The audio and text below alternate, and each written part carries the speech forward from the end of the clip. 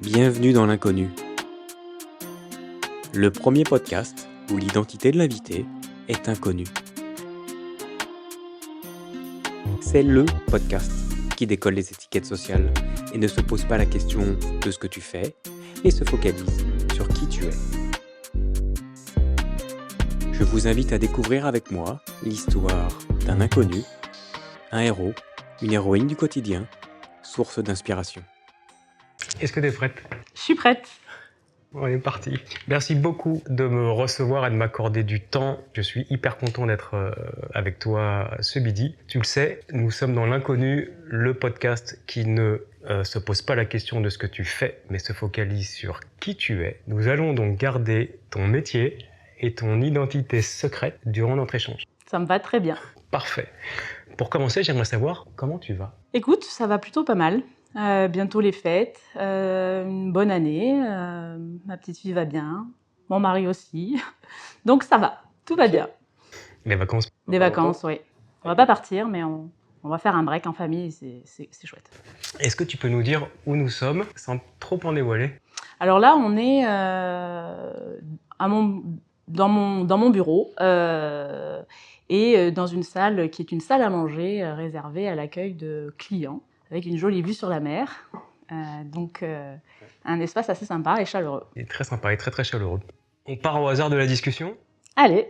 On a 6 thématiques, mais avant de partir au hasard, je vais te proposer de tirer un dé. Est-ce que tu as une couleur préférée ? Oui. Vas-y, t'as tiré quoi ? Violet. C'est ta couleur préférée ? Orange. Est-ce que tu vas au orange ? Non, ça va. Ça te va ? Ok. Parfait. Je te propose de partir au hasard de la discussion. On a 6 thématiques. L'amour, le travail, l'amitié, la famille, le handicap et réussir sa vie. Je te propose de lancer le dé et qu'on parte au hasard de la discussion. L'amour. Question sur l'amour. Qu'est-ce qui te fait sentir la plus aimée dans une relation ? La complicité. C'est ce qui est le plus important pour moi. C'est-à-dire parfois de se comprendre sans se parler, de pouvoir se dire, elle m'a dit ça, mais je sais que, en fait, elle le dit parce que aujourd'hui, voilà. Ok. Et voilà. Le mode télépathique. La télépathie, mais surtout aussi la communication non verbale. Je trouve que c'est hyper important. Et je trouve que c'est dans les relations profondes que tu arrives à ce stade un petit peu intuitif, un peu animal, tu vois, où tu t'arrêtes pas juste à des mots, tu regardes le corps, puis tu contextualises, voilà. Donc c'est la complicité, c'est ce qu'il y a de plus important. Ok, et ça se travaille du coup, ça vient pas du jour au lendemain. Non, ça vient pas du jour au lendemain. C'était comme ça au début ou du coup ça s'est fait au fur et à mesure du temps ? Oui, ça se construit dans le temps. Et après, c'est vrai que du coup, comme c'est en général une construction qui prend du temps et qui est assez solide, moi j'ai des amitiés très anciennes. Je suis encore amie avec des gens qui étaient au CP avec moi. Enfin, okay. Voilà, c'est-à-dire quand je trouve mes personnes, je les garde en fait. Okay. Et tu construis avec ? Ouais. Du coup, est-ce que l'amour, c'est une histoire de compromis ? Tu parlais de ne pas s'arrêter au verbal et regarder un peu le gestuel, regarder ce qu'il y avait derrière, mais est-ce que c'est aussi une histoire de compromis ? Ouais, clairement, c'est du compromis. Parce qu'on n'est pas tous dans les mêmes phases de vie. Et du coup, je pense qu'il faut aussi prendre en compte l'autre dans la relation. Et voilà, on n'est peut-être pas de la même humeur, dans le même contexte social ou familial. Donc ouais, c'est hyper important de faire des compromis. Le dernier compromis que tu as fait, c'est quoi ? D'aller habiter sur Auriol, alors que je travaille à Marseille. D'accord. Ouais, et parce que je savais que c'était hyper important pour mon conjoint d'avoir un grand terrain, de l'espace, une jolie vue, une grande maison, voilà, qu'on n'aurait pas... Mais je serais jamais allée habiter là-bas. Ça c'est dit. Est-ce que finalement t'es contente de... Oui, je suis très contente. Même, quand même, je suis très contente de ma maison. Je l'aime beaucoup, j'aime bien mon jardin, j'aime bien la vue. Après, le trajet que je mets pour venir travailler, c'est un autre sujet. Ok. Bon, au hasard de la discussion, on y reviendra peut-être après. Ouais. Je te propose de retirer le dé et on repart au hasard de la discussion. 2. Je fais les choses dans l'ordre. C'est ça, alors... Ok, un petit peu de chance, tout à l'heure ce sera 3. Ouais, c'est ça. 2. Le travail. Est-ce que tu exerces le travail dont tu rêvais enfant ? Non, pas du tout. Quand j'étais enfant, pendant une bonne période de ma vie, j'ai voulu être pompier. Ok. Parce que je voulais sauver les gens. Après, une autre partie de ma vie, je voulais, plutôt vers le lycée, je voulais être journaliste. Donc, parce que je voulais aller à la rencontre des gens. C'est quand même un fil conducteur. C'est ça. Et du coup, j'ai pas fait journaliste parce que j'ai fait une mauvaise rencontre lors des sessions d'orientation. Et je suis tombée sur un journaliste qui m'a plombée. Qui m'a dit, en fait, ce que vous voulez faire, c'est du journalisme grand reportage. Donc, vous allez vous déplacer souvent. Donc, vous rayez votre vie familiale. Vous verrez pas vos amis. Et comme moi, pour moi, c'est hyper important. Je me suis dit, mon Dieu, mais je vais pas faire ça, en fait. Oui. Parce que, évidemment, je voulais pas être journaliste derrière un ordinateur. Je voulais aller à la rencontre de gens. Ok. Et donc, du coup, t'auras pas eu la maison Auriol? Non. Non. Peut-être pas ma petite fille, peut-être pas, voilà. Okay. Je serais peut-être plus roots. Est-ce que tu préfères travailler en équipe ou de manière indépendante? Ça dépend des sujets que j'ai à adresser, clairement. Ça dépend de la tâche que j'ai à accomplir. Moi, j'aime beaucoup les contacts, mais néanmoins, quand on est sur des tâches de fond, on a besoin de s'isoler, on a besoin d'être dans sa bulle. Donc ça dépend vraiment de ce que j'ai à adresser. Et une autre question qui ne vient pas tout de suite, mais qui va arriver, j'essaie de faire un mix. Qu'est-ce qui te motive le plus dans ton job? Ce qui me motive le plus c'est de me sentir utile. Je crois que c'est ce qui est le plus important. Et utile dans quel sens? Utile pour faire avancer l'entreprise. Je me sens utile. Je me sens acteur, actrice, je sais pas. Mais je participe à la croissance de l'entreprise et quelque part, quand je me retourne sur mon parcours, je peux me dire que j'ai contribué à faire ce qu'on est aujourd'hui. Ok. On retire une troisième fois le dé? Allez. 3. Allez. Hein? Allez. Yeah. 100 balles si c'est 3. Ah bah, ok. Oh putain 3. Donc okay. Tu me dois 100 balles. Et merde. Ok. L'amitié. Quelle est la plus grande leçon que l'amitié t'a apprise? La plus grande leçon... Tu veux dire un événement un peu peut-être peut-être un événement positif ou un peu traumatique?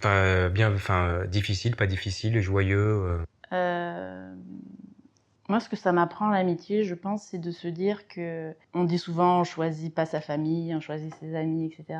Et en fait, moi, je crois que ça m'a appris qu'on n'était pas tout seul, en fait, et que c'était super important de bien choisir ses gens. Donc, mes gens. Souvent, je dis ça, c'est mes gens. Ouais. Et je crois que la plus grande leçon, c'est de se dire qu'il faut pas être seul, en fait. Il faut vraiment travailler collectif. T'es pas seul, t'as des gens qui peuvent t'aider. Parfois, quand il nous arrive des galères, on se dit je vais pas en parler parce qu'est-ce qu'il va penser de moi. Puis en fait, quand tu commences à te dévoiler, ton ami accueille très bien l'info, peut-être même t'oriente, te donne des points de vue. Je crois que c'est vraiment ça.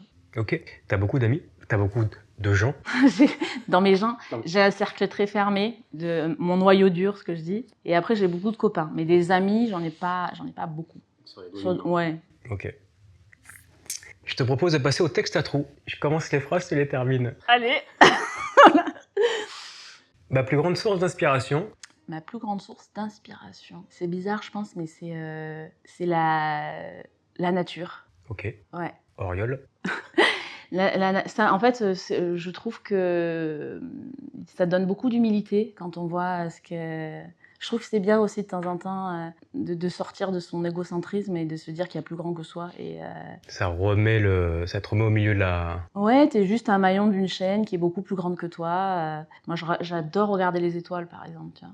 Je trouve que c'est hyper apaisant. Puis de temps en temps, de te dire qu'au-dessus de toi, il y a rien, en fait. Tu pourrais monter pendant des heures. Je trouve que c'est... Voilà, ça te recentre sur ce que tu es et j'aime bien. Ok. L'art de la simplicité, c'est... L'art de la simplicité, c'est être vrai. Ça veut dire quoi, être vrai, c'est dire ce qu'on pense, faire ce qu'on dit, ne pas essayer de calculer, de passer par des chemins de traverse, c'est être vrai. C'est ça, être simple pour moi. C'est facile d'être vrai?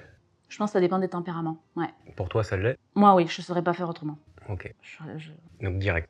Ouais, direct. Alors, ça veut pas dire manquer de rondeur ou de bienveillance, hein, mais c'est de dire aux gens la vérité.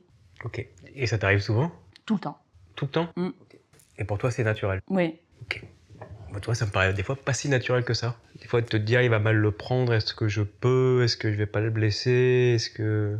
Non, parce qu'en fait, si tu es bienveillant et que tu es dans la construction, les gens, ils reçoivent justement volontiers ce genre de commentaires. Et il y a beaucoup de gens comme ça dans mon parcours de vie, en étant vrai, justement, j'ai créé de vraies profondes amitiés, parce que les gens savent que je suis sincère, en fait. Il n'y a pas, je dissimule pas, je calcule pas. Voilà, je pense que l'authenticité, c'est important. Merci. Mon principal objectif dans la vie est... C'est bateau, mais c'est de prendre du plaisir à ce que je fais, d'être heureuse, d'être bien et d'être en conformité dans mes valeurs. Voilà. Donc mais d'être heureuse, ça ne veut pas dire la même chose pour tout le monde. Hein. Il y a des gens qui... Pour moi, c'est être épanoui, en fait. Être épanoui, se sentir bien dans sa vie, être en phase avec les décisions qu'on prend. Et quand ça... Des fois, ça t'arrive de basculer, j'imagine, de ne pas être forcément épanouie ou heureuse. Comme tout à chacun, comment tu fais pour rééquilibrer?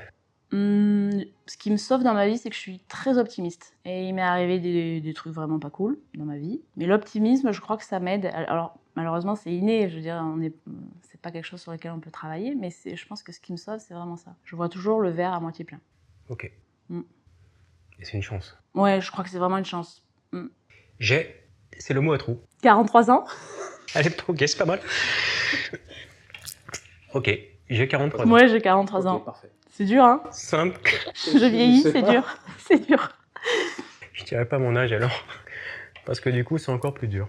On passe à la question d'un inconnu. Je demande à chacun de mes invités de poser une question à un inconnu. Je vais donc te poser la question de la dernière personne avec qui j'ai passé du temps. Et la question est, qui aimerais-tu inviter à ton prochain dîner? Ça peut être des personnes physiques, décédées, célèbres, qui tu veux.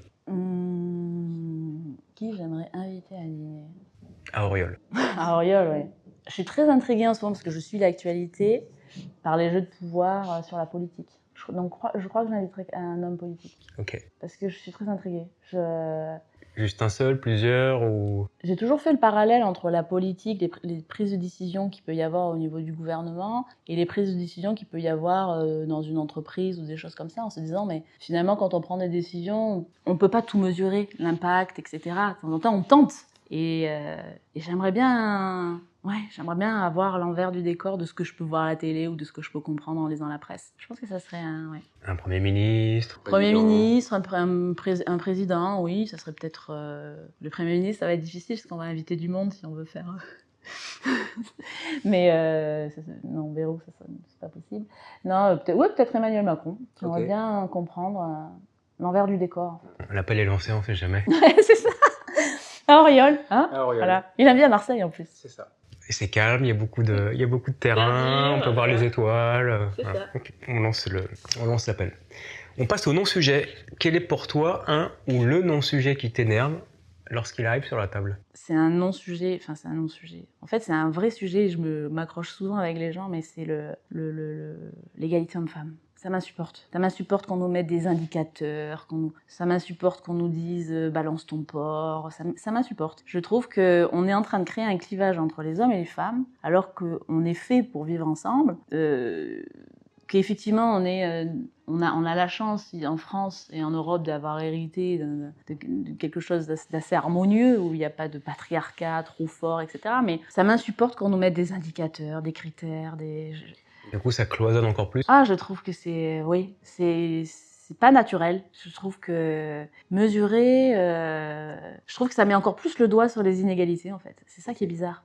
Et ça les renforce au lieu justement de... Ça renforce les clivages, je trouve.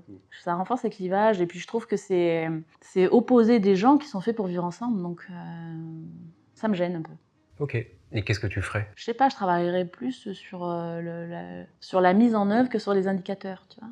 C'est comment je fais pour changer, mais pas en mesurant, tu vois, quand on te dit que il faut autant d'hommes que de femmes dans le gouvernement, dans le truc, c'est ridicule, je trouve. Alors, ça en devient ridicule. À vouloir trop travailler sur l'égalité, on te fait faire des trucs qui n'ont pas de sens. Je peux pas parler de quelque chose qui révélerait un peu trop ma profession, mais on me fait faire quelque chose qui c'est ridicule.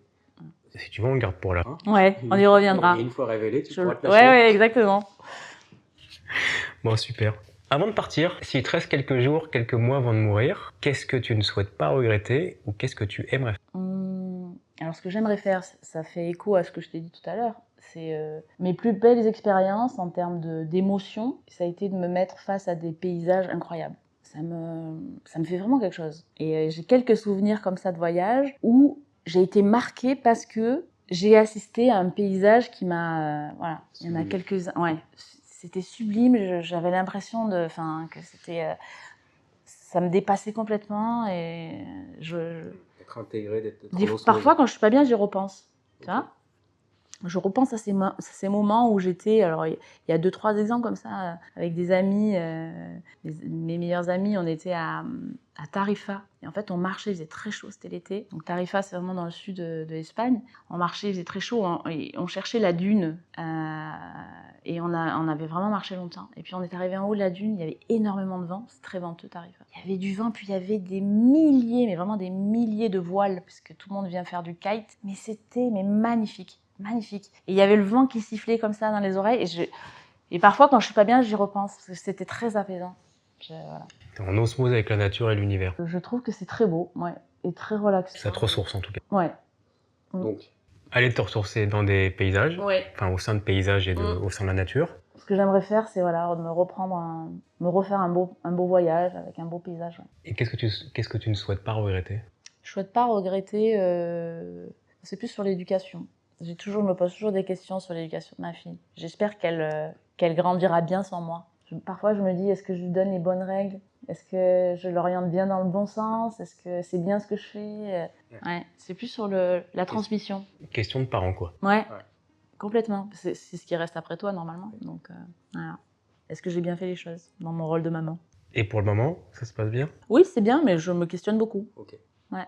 Parce qu'il y a des choses que j'aimerais faire différemment, mais que je peux pas. Voilà. Je voudrais passer plus de temps avec elle. J'aimerais la chercher de temps en temps à la sortie de l'école, tu vois. C'est des choses que tu peux pas faire et voilà. Ok. Leçon de vie.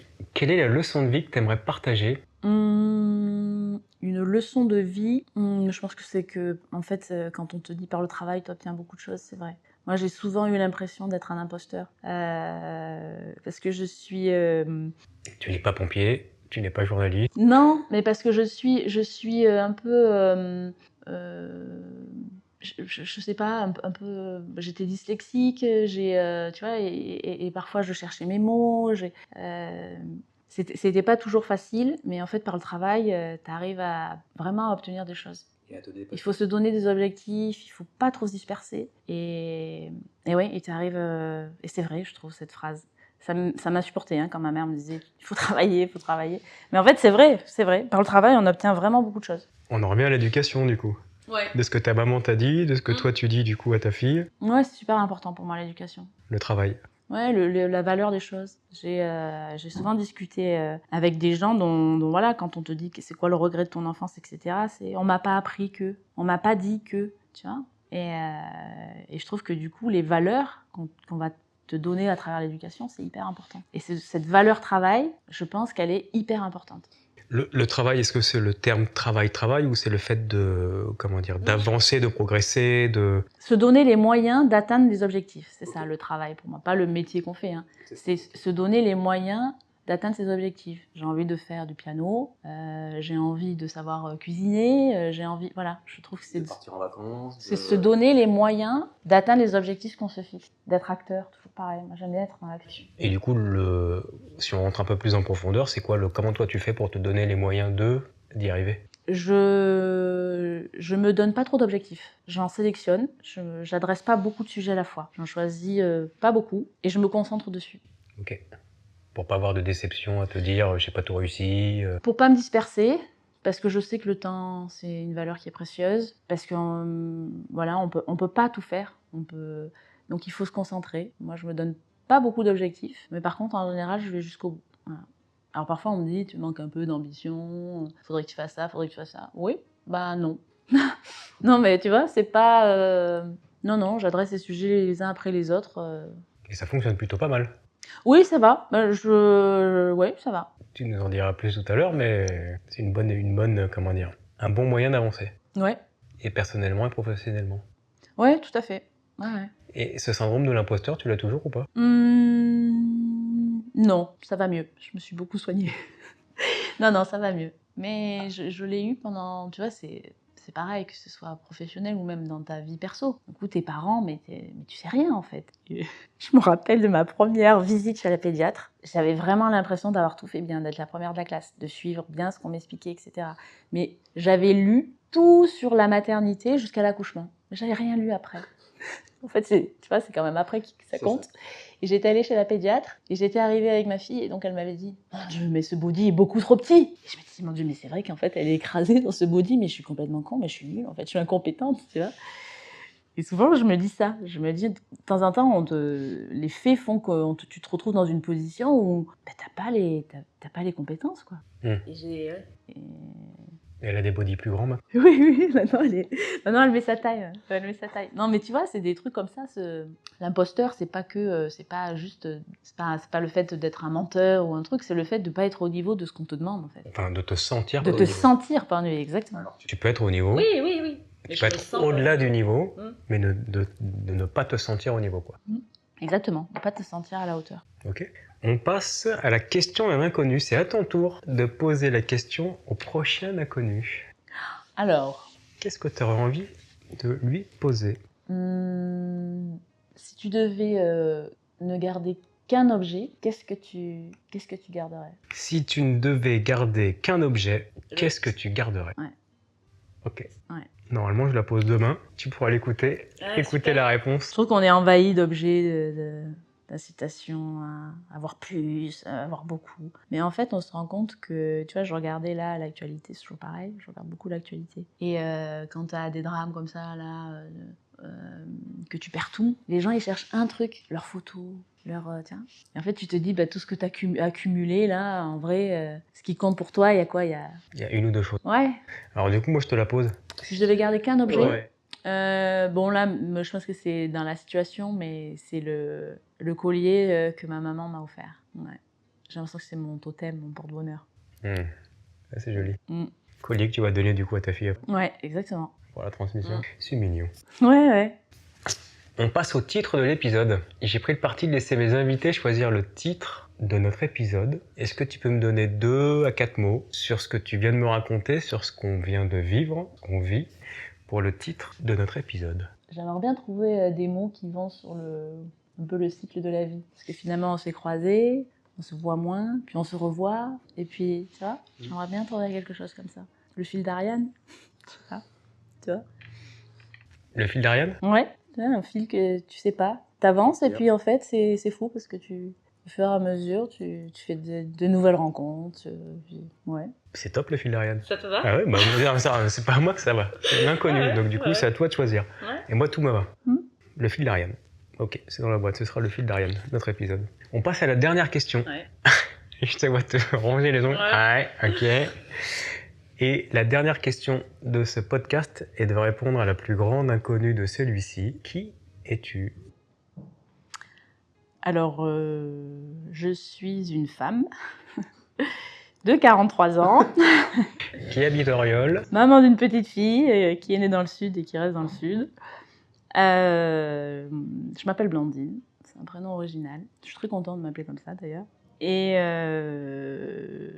je peux dire ma profession. Tout ce que tu veux. Voilà, et je travaille dans une entreprise comme RH. Ok. D'où le lien entre le pompier, la journaliste. Oui, alors voilà, pour revenir à ça, parce que maintenant je peux en parler, la relation aux autres en fait. J'aime bien aider les autres, je l'ai dit, j'aime me sentir utile, etc. Donc ouais, la relation aux autres, apporter quelque chose, voilà.